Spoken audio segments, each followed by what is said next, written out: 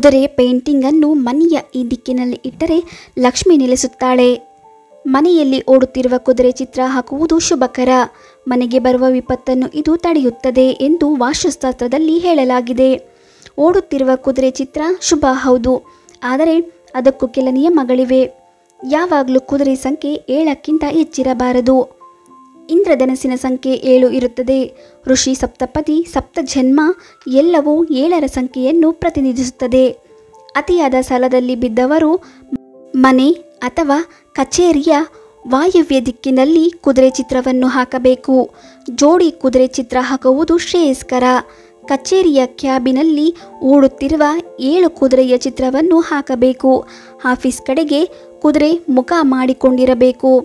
ಹಾಗೆ ಮನೆಯಲ್ಲಿರುವ ಎಲ್ಲ ಸಮಸ್ಯೆಗಳು ಕೂಡ ದೂರವಾಗಿ ಮನೆಯಲ್ಲಿ ಅದೃಷ್ಟ ಬರುತ್ತದೆ. ಹಾಗಾದರೆ ವಾಸ್ತುಶಾಸ್ತ್ರದ ಪ್ರಕಾರ ಆ ಒಂದು ಪೇಂಟಿಂಗ್ ಯಾವುದು ಎಂದರೆ, ಆ ಒಂದು ಪೇಂಟಿಂಗ್ 7 ಕುದುರೆಗಳು ಓಡುತ್ತಿರುವ ಅಂದವಾದ ಚಿತ್ರವನ್ನು ಹಾಕುವುದರಿಂದ ಮನೆಗೆ ಅತ್ಯುತ್ತಮ ಪ್ರಯೋಜನ ಕಂಡುಬರುತ್ತದೆ. ಹೌದು, ಓಡುತ್ತಿರುವ ಕುದುರೆ ಪ್ರಗತಿಯ ಸಂಕೇತವಾಗಿದ್ದು ಇದು ಸೂರ್ಯನ ರಥವನ್ನು ಕೂಡ ಸೂಚಿಸುತ್ತದೆ. ಆದರೆ ಓಡುತ್ತಿರುವ ಕುದುರೆಗೆ ಯಾವತ್ತಿಗೂ ಕೂಡ ಲಗಾಮ್ ಅನ್ನು ಹಾಕಿರಬಾರದು. ಅಂತಹ ಒಂದು ಫೋಟೋವನ್ನು ಇಡಬೇಕು. ಹೌದು, ಓಡುತ್ತಿರುವ ಕುದುರೆಗೆಲ್ಲ ಲಗಾಮು ಹಾಕಿ ಓಡಿಸಬಾರದು. ಅದೇ ರೀತಿ ನಾರ್ಮಲ್ ಆಗಿ ಓಡುತ್ತಿರುವ 7 ಕುದುರೆ ಫೋಟೋವನ್ನು ಇಡಬೇಕು. ಇದನ್ನು ಇಟ್ಟಿರುವಂತಹ ಕುದುರೆಯ ಮುಖಗಳನ್ನು ಯಾವಾಗಲೂ ಕೂಡ ಮಂದಹಾಸವನ್ನು ಇರಬೇಕು. ಹೌದು, ಕುದುರೆಯ ಮುಖಗಳು ಮಂದಹಾಸದಿಂದ ಓಡುತ್ತಿರುವಂತೆ 7 ಕುದುರೆಗಳು ಕೂಡ ಕಾಣಬೇಕು.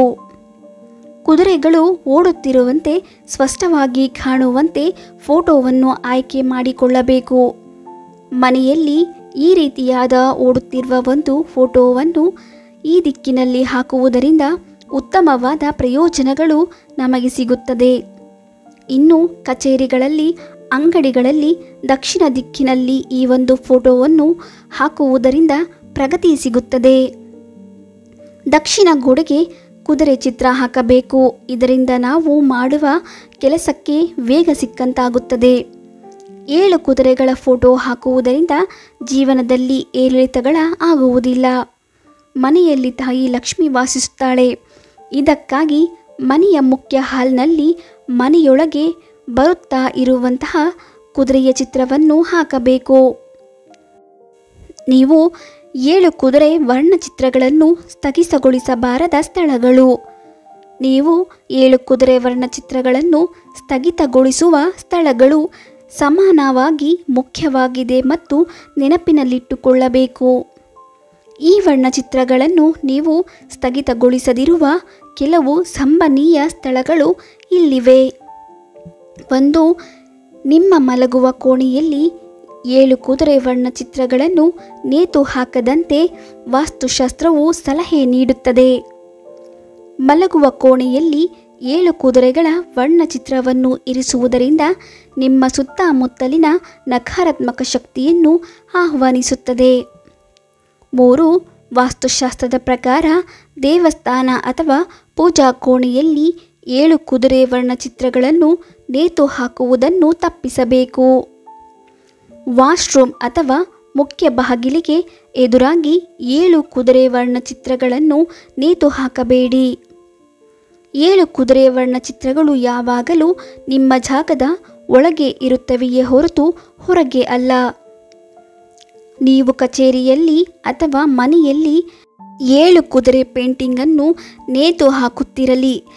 ಪೇಂಟಿಂಗ್ ನಿಮ್ಮ ಮನೆ ಅಥವಾ ಕಚೇರಿ ಆವರಣದಲ್ಲಿ ದಿಕ್ಕನ್ನು ಎದುರಿಸಬೇಕು. ಇದು ಎಲ್ಲ ಧನಾತ್ಮಕ ಶಕ್ತಿಯು ನಿಮ್ಮ ಮನೆಯೊಳಗೆ ಉಳಿಯಲು ಅನುವು ಮಾಡಿಕೊಡುತ್ತದೆ. ನಿಮ್ಮ 7 ಕುದುರೆ ಚಿತ್ರಕಲೆಯ ಕುದುರೆಗಳನ್ನು ಪೂರ್ಣವಾಗಿ ತೋರಿಸಬೇಕು. ಅಪೂರ್ಣ ಅಥವಾ ಕತ್ತರಿಸಿದ ಕುದುರೆಗಳೊಂದಿಗೆ ವರ್ಣಚಿತ್ರಗಳನ್ನು ತಪ್ಪಿಸಿ. ಕುದುರೆಗಳು ನೆಲದ ಮೇಲೆ ಓಡುತ್ತಿದ್ದರೆ ಅದು ಉತ್ತಮವಾಗಿದೆ. ಸ್ನೇಹಿತರೆ, ಮಾಹಿತಿ ಇಷ್ಟ ಆದರೆ ಪುಟ್ಟದೊಂದು ಲೈಕ್ ಮಾಡಿ. ಇನ್ನೂ ಹೆಚ್ಚಿನ ಮಾಹಿತಿಗಾಗಿ ನಮ್ಮ ಚಾನೆಲ್ ಸಬ್ಸ್ಕ್ರೈಬ್ ಮಾಡಿ.